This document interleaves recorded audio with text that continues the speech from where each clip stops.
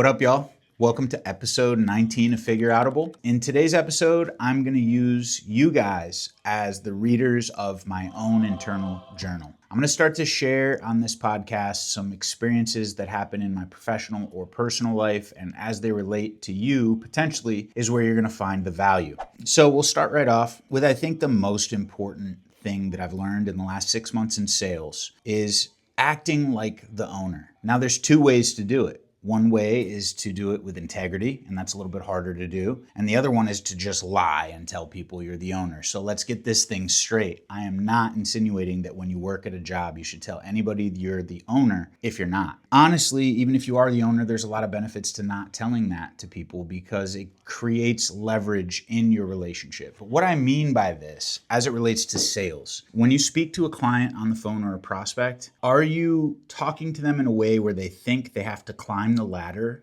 of the company for answers? Or do they feel like they're talking to somebody who's got it, who's figured it out, who creates solutions, and who's involved in the day-to-day decision-making process? So when we try to train or coach on this, instead of saying something like they formulated the package or they worked on this project, say we came up with a solution to this problem. Hey, I'm really sorry it happened, but here's what we're doing about it to fix it. And when you speak like that, it's not so much that you're trying to get other person to think you're the owner. It's about how they feel confident you can solve their problems. Now, aside from just acting like the owner in a client-based situation, I'm going to challenge you guys, if you have a job right now, if you think about the business as if you're the owner, it's going to force you to be more solution-oriented, and it's going to help you figure things out. If you owned this company today, what would you fix?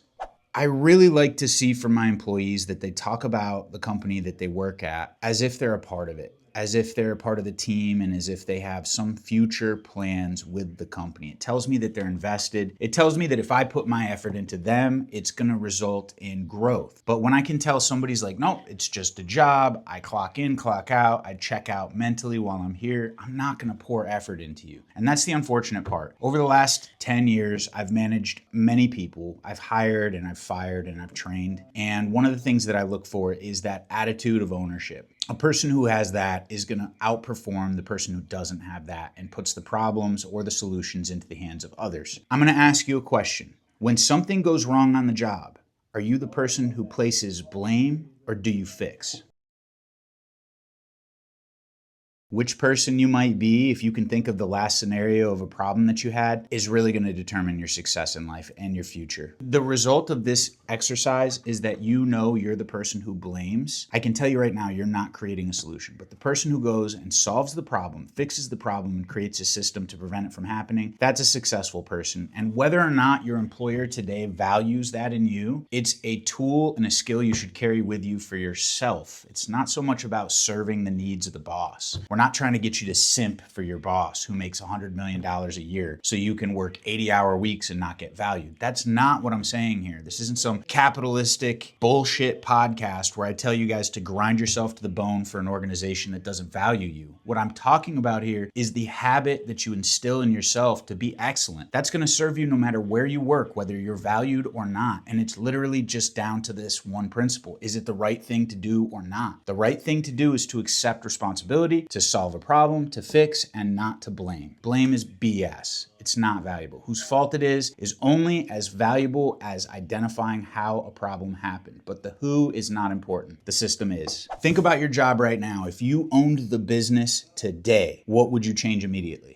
Hopefully you got a couple of answers there. I think that they're going to fall into two camps, the ones that you could actually change and the ones that you can't change. The ones that you can't change or you think you can't change is likely because you haven't even tried yet. But if you see a system at your job that sucks and a process that could be improved and you don't suggest it to the boss, you'll never know. You'll never know, A, if it's going to work, and never know if you have the ability to change it. But everywhere you work has systems that are inefficient. Unless you work for a multi-billion-dollar organization that's figured everything out, even then, they probably have some inefficiencies that need to be fixed. So my challenge to you right now is to look around at what's broken and offer a fix. If it happens, you win, you benefit, and your team benefits. And if it doesn't work, who cares? You tried anyways. Move on to the next one. What's one responsibility you could take on without being asked?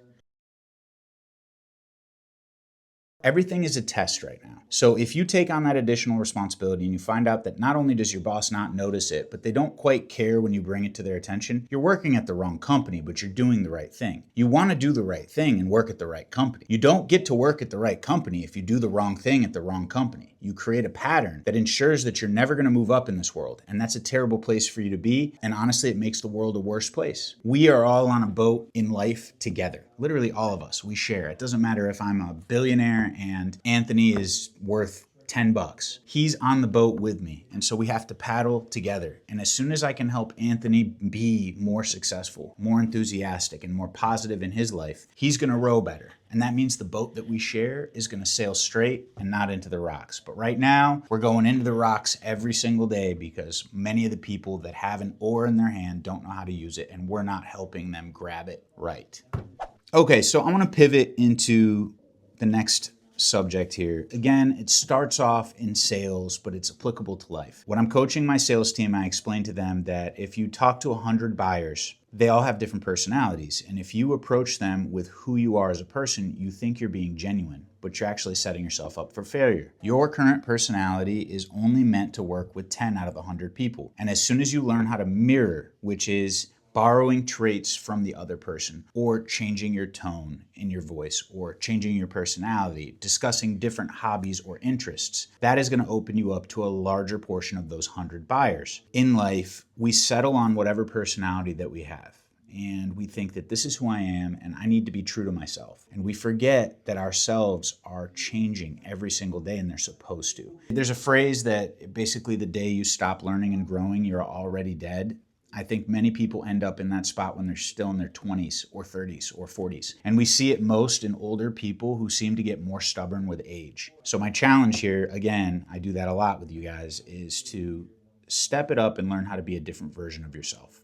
It's going to help you work with different personalities better. It's going to make you a better listener, and you'll be able to be more observant of the things that matter most to the people in your life, not just in sales. You think you're being genuine by just being you, but you're wrong. By not adapting to new people in your life and being more like them in the right circumstances, you're preventing yourself from being the most successful version of yourself. And that's wrong. In order for me to get this point across, I'm just going to say this. There's a debate amongst the capitalist people and the libertarians that some would say it's immoral to be poor. And I think that there's some truth in that statement, that it's wrong, it's immoral to be a poor person. And I would say if you have above average intellect and a charming personality and you just don't have the work ethic, so you choose to live your life in poverty because your choices suck, then it is immoral. Because when you don't have the ability, the financial means to take care of yourself, how can you help anybody else? As a matter of fact, how can you have integrity in your decisions if everything that you do in life is underlined by the fact that you need a couple extra bucks? You're gonna cut corners. You're gonna take from somebody's pocket inevitably. And I'm not saying everybody, but genuinely most, when they are in an impoverished state, are not capable of thinking about what the right thing is to do because they've got to eat. You got to eat. That's why I don't get caught up in the morality of when somebody steals food to be able to put food on the table for them or their family. But what I'm saying is that if you have the ability and you choose not to do, it is immoral and you got to do something about it. All right, so we talked a little bit about what it means to act like the owner, to share a part of the destiny of the company you work at. That attitude isn't just for the workplace, right? Having ownership or accepting when you make a mistake and owning it, that is a valuable attribute for life. It's super important. You should have it everywhere with your personal relationships, your friendships, your family. When you make a mistake, just own it. And remember that although it might be somebody else's focus to figure out whose fault it is, if you're a solutions-based person, you don't really get that stuck to you. And you don't get hung up on making a mistake and being the one to blame for that problem. The only time you really are to blame is when you decide, hey, you know what? It's my fault. I'm doing nothing about it. I'm going to deny it, because that stuff is going to chase you for life. And that's not what we're about here. We've been doing interviews all week, and I get stuck on this every time I interview somebody who's not the right fit. Not because they have a bad heart or they seem like they're a bad person, but because their energy is off. They don't move with any sort of urgency. They can barely speak. They're super soft spoken, or they just seem like they're not enthusiastic to be here. I can't afford to hire every person that comes through my door just because they might be a decent human being. I have to look at it from a business perspective. How long will I have to train you before you can pick up the pace? Will you ever be able to pick up the pace? Who is missing out on this opportunity because I gave it to you and you may take 2 months to get up to speed? I cannot afford to sleep on these opportunities that I'm presenting to people by giving them to the wrong person. It's not fair to the other person who would be the right candidate. And when you're a business owner and you have a heart, it becomes really difficult because you can see the humanity in everybody, but sometimes you just can't afford to train somebody and get them up to speed. It's not just about the job, it's about every life skill you either do or do not have. So I get people walking through my door that are 25 years old that don't know how to shake your hand or make eye contact with you. They don't know how to speak. When they speak, it's monotone and flat. So the whole point of this podcast is really meant for you guys. If you're watching this video and you're getting turned down after each interview, or you're not hearing back from these applicants, and you think that going through life with whatever personality you have is the right thing to do and you're staying true to yourself, I'm telling you, you're wrong. You owe it to yourself to become more diverse in the words that you can use, your vocabulary, your intonation, your body language. You need to be a chameleon, and you can do that by finding the joy in dealing with other people. If you truly enjoy people in your life, listen to them, watch them, borrow the things from them that you like that they do well. I think you should steal absolutely everything about how other people operate better than you. It's not being disingenuous. It's being true to your future. And that's the most important thing. So let's talk about it. A person I'm never going to hire, if they're schlepping their feet when they walk through this office, if they don't have a pace, if they can't be heard because they're so soft-spoken, if they don't have any workable skills, like they can't work on a computer, or they don't know how to look at a wall of products and pick the right one. And we do the working interviews for expressly that purpose. I want my team to be able to get to know these people. And I also want this person who's interviewing to interview the job and figure out if it's something that they like. We pay you for your time, but at the end of the day, I can't afford to do it. So when you guys are out on your free time is where the growth is going to happen. And if you're one of those people that's super monotone and doesn't know how to talk to people, getting out of your shell is going to be the most important thing. And what you do with your free time is the most important thing. You got to like something. It could be basketball, could be football, could be skateboarding. When you're out there doing the thing that you like, talk to the people around you. Don't be afraid to show some enthusiasm. It's only going to be appreciated by the people who matter. If you try in life and you fail, it's okay, as long as you get back up. The people who are not trying in life, who are the class clowns, they're always making a joke and they never take anything serious, they're living their entire life in fear based on the fear of failure. They're afraid that if they do try and it doesn't work out, what does that mean about them? And that's no way to live. So in order to fix this, you've got to work on yourself, and it can't just be when you're at work. You have to work on improving who you are every single day, every single minute, every hobby that you choose, every free time adventure that you do with your friends. You need to be thinking about, how is this helping you grow, or is it helping you slow? When was the last time that you were at a job and your trainer didn't teach you something? What did you do in that situation? Did you tell your coworker, yo, they didn't teach me this? Or did you challenge yourself? Did you look at it and say, I could have figured this out on my own? And I think right there, if you bottle that up, I could have figured this out on my own. I can figure this out on my own. The whole name of this podcast is Figureoutable. Challenging yourself first to look at a problem and try and come up with a solution is where the growth is. And becoming a decision maker is going to help you in life. I don't need to keep on telling you all these wonderful things that are going to have a better life for you. But I'm telling you right now, I'm quite frankly tired of dealing with people who have a loser's mentality. They come in, they go, well, you didn't train me on that. And I'm like, yeah, but you could have read the paper and found the note. Stop waiting for somebody to come and hold your hand and teach you how to tie your shoelaces. Use your personal time and your free time to try and challenge yourself on figuring things out that are new to you. You will grow. You will get a sense of accomplishment. I promise you, it's not boring. It is frustrating sometimes, but it's going to make you like who you are. You deserve to like who you are, but you're not going to get there by being an excuse maker or blaming every single problem or shortcoming on somebody else's responsibilities. Waiting to be trained is passive, and self-education is leverage. If you're a person who educates themselves, you're going to create leverage for yourself and get yourself out of a shitty job. I can't say that enough.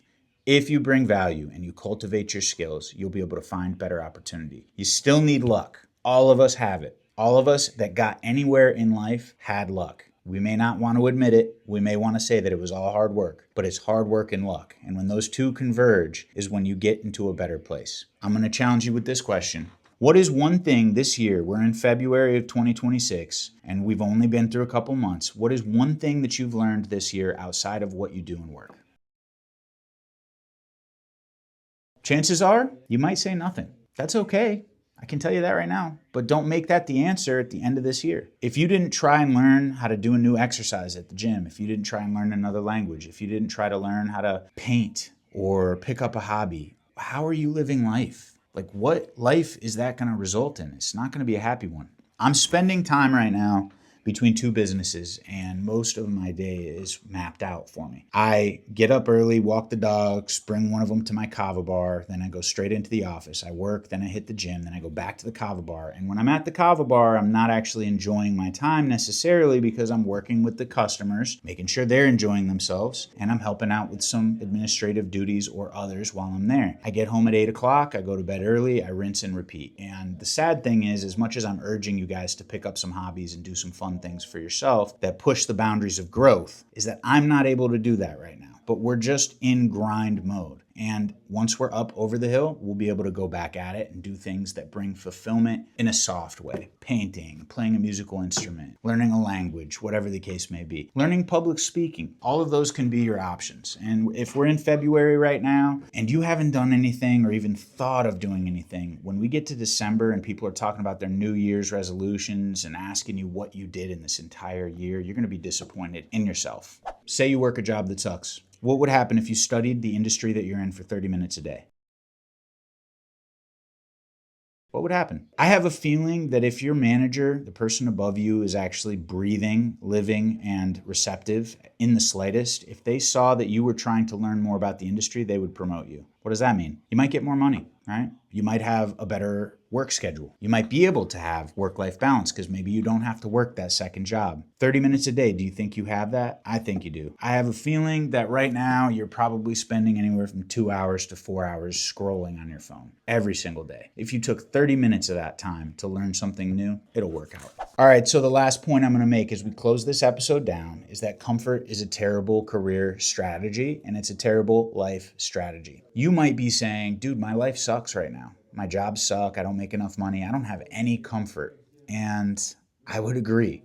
You probably don't, okay? You're struggling to make ends meet. You can barely afford groceries. You're trying to live in a better apartment, but you don't have access to it right now because you don't have the capital. But what you do in your free time is you chase the comfort you so desperately desire during the day-to-day.